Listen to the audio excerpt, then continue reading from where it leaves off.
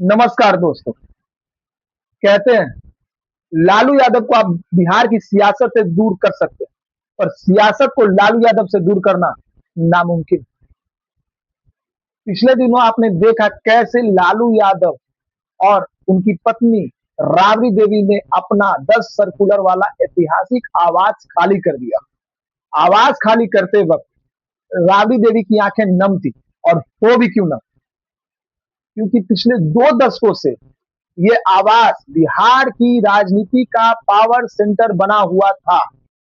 जैसे ही लालू यादव ने अपना 10 सर्कुलर वाला आवास खाली कर कौटिल्य नगर में शिफ्ट हुए, उसी वक्त जेडीयू और एनडीए नेताओं ने एक ऐसा बम फोड़ा जिससे पूरी आरजेडी बैकफुट पर आ गई। जेडीयू और एनडीए नेताओं का यह आरोप है कि लालू यादव का जो कौटिल्य नगर वाला आवास 5 कमरों वाला हवेली कहा जाता है, वो सांसदों और विधायकों की हकमारी करके बनाया गया है। जेडीयू ने कहा है कि इसकी हाई लेवल जांच की जाए। तो आइए समझते हैं इस पूरे विवाद को। पहला, क्या सच में सांसदों और विधायकों की हकमारी हुई है? क्या लालू परिवार से कौटिल्य नगर वाला आवास भी छीन सकता है? इस विवाद को समझने के लिए इस वीडियो के साथ अंत तक जुड़े रहें, तभी आप इस पूरे विवाद को समझ पाएंगे। बात को पूरी तरीके से समझने के लिए हमें थोड़ा पीछे जाना होगा। साल 1987 में उस समय बिहार सरकार ने पटना के हवाई अड्डे के नजदीक कौटिल्य नगर जो पड़ता है, वहां पर 15 से 20 एकड़ भूमि बिहार सरकार ने बिहार सांसद एवं विधानमंडल सदस्य गृह निर्माण समिति को दी थी। आसान भाषा में कहे तो यह विधायकों और सांसदों की हाउसिंग कोऑपरेटिव सोसाइटी थी। सरकार का मकसद नेक था। सरकार ये चाह रही थी जो विधायक और सांसद ग्रामीण इलाकों से आते हैं वो इस सोसाइटी से जुड़कर एक प्लॉट लेकर अपने लिए एक छोटा आवास और ऑफिस बना सके। सरकार ने ये जमीन इस सोसाइटी को 30 सालों के लीज के लिए दी थी।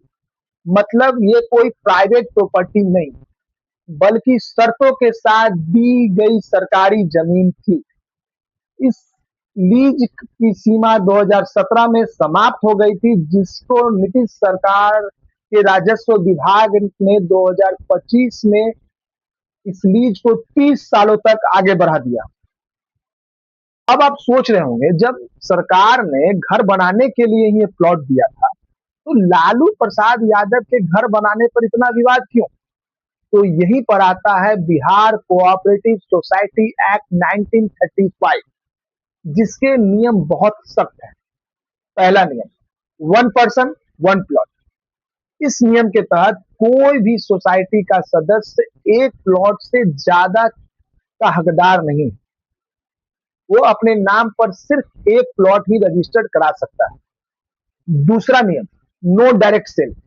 मतलब अगर किसी व्यक्ति, मतलब सांसद और विधायक को ये इस सोसाइटी में प्लॉट अलॉट होता है और भविष्य में उस सांसद या विधायक को ये प्लॉट की जरूरत नहीं होती है, वो चाह कर भी किसी भी कारणवश, पैसे की जरूरत या किसी भी कारणवश, ये प्लॉट अपने मन से किसी तीसरे व्यक्ति को, चाहे वो विधायक या सांसद ही क्यों ना हो, ट्रांसफर नहीं कर सकता। उसे पहले अपने प्लॉट को इस सोसाइटी को सरेंडर करना होगा और सोसाइटी अपने नियमों के मुताबिक वेटिंग लिस्ट में पड़े विधायकों और सांसदों की लिस्ट में से एक नाम निकाल कर वो प्लॉट उस विधायक या सांसदों को देगी।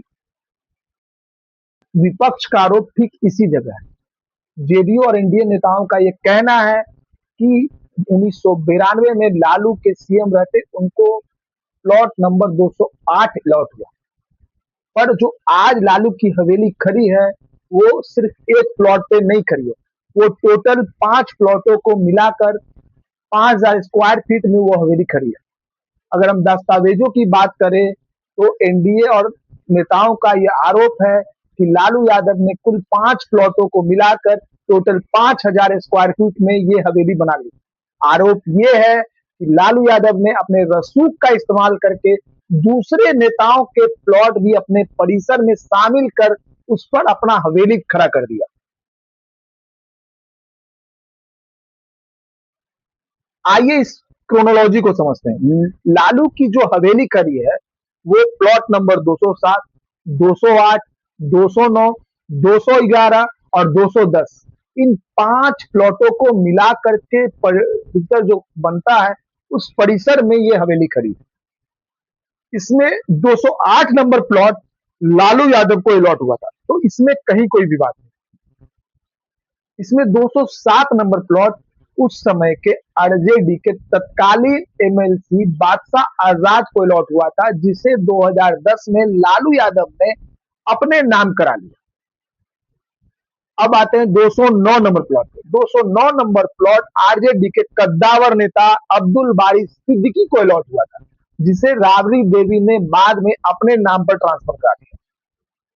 210 और 211 नंबर प्लॉट इसी तरह आरजेडी के दूसरे नेता साधु यादव और प्रेमचंद गुप्ता को अलॉट हुआ था, जिसे बाद में लालू परिवार ने अपने नाम करा लिया। विपक्ष का सबसे गंभीर आरोप यह है कि 210 नंबर प्लॉट किसी भी नेता को अलॉट नहीं हुआ था, बल्कि 210 नंबर प्लॉट वहां रहने वाले लोगों के लिए सामुदायिक भवन बनाने के लिए छोड़ा गया था, जिसे लालू यादव ने अपने परिसर में शामिल करा लिया। अब आते हैं आरजेडी के पक्ष में। आरजेडी ने इस आरोप को सिरे से खारिज किया। आरजेडी का कहना है ये सिर्फ राजनीतिक द्वेष और लालू फोबिया है। आरजेडी ने कहा है कि 2020 बिहार विधानसभा चुनाव में तेजस्वी यादव ने अपने चुनावी हलफनामे में इस प्रॉपर्टी का जिक्र किया था। अगर ये अवैध था तो सरकार इतने सालों से सो रही थी, और जब नीतीश सरकार ने 2025 में इस लीज को अगले 30 सालों के लिए आगे बढ़ा ही दिया, तो अब इसका क्या मतलब रह जाता है। दोस्तों, इस मामले में एक बहुत बड़ा ट्विस्ट और बचा हुआ है, मैं आपको बता रहा हूं। वेटनरी कॉलेज, जी हाँ, वेटनरी कॉलेज में ये आरोप है कि ये जमीन वेटनरी कॉलेज की है, जो सांसदों और विधायकों को अलॉट हुई है। वेटनरी कॉलेज में इसके लिए कई साल पहले हाई कोर्ट में केस कर रखा है। वेटनरी कॉलेज का ये अपील है हाई कोर्ट से कि इस जमीन से अतिक्रमण हटाया जाए और ये जमीन वेटनरी कॉलेज को सौंप दी जाए, जिसकी सुनवाई सालों से हाई कोर्ट में चल रही है।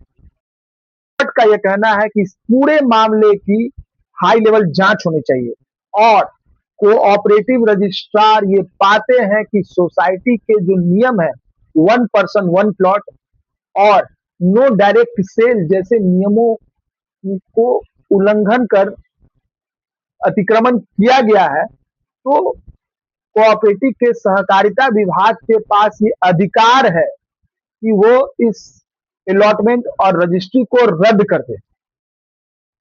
तो कुल मिलाकर पूरी बात यह है कि कागज पर भले ही ये प्लॉट लालू परिवार का है और लालू परिवार वहां रहने चला गया है, पर उस घर पर भी कानूनी और राजनीतिक तलवार भविष्य में लटकी रहेगी। तो क्या इस पर वाकई में जांच होगी और कार्रवाई होगी कि पहले की तरह लालू इक्वल टू भ्रष्टाचार इक्वल टू जंगल राज के फॉर्मूले को सिद्ध करने के मकसद से चर्चा में डालकर छोड़ दिया जाएगा, क्योंकि राजनीति में चर्चा में बने रहना बहुत जरूरी है, और आपके बारे में क्या चर्चा हो रही है ये उससे ज्यादा जरूरी है। आपको क्या लगता है, विधायकों और सांसदों के जमीन की हकमारी कर 5 प्लॉटों का अधिग्रहण कर उस पर एक आलीशान बंगला बनाना सही था? आपको ये वीडियो कैसा लगा? अगर अच्छा लगा हो तो प्लीज लाइक करें, मेरी जानकारी दुरुस्त लगी हो तो इसे शेयर करें, और हो सके तो मेरे चैनल को सब्सक्राइब करें। मिलते हैं अगले वीडियो में। फिलहाल के लिए जय हिंद।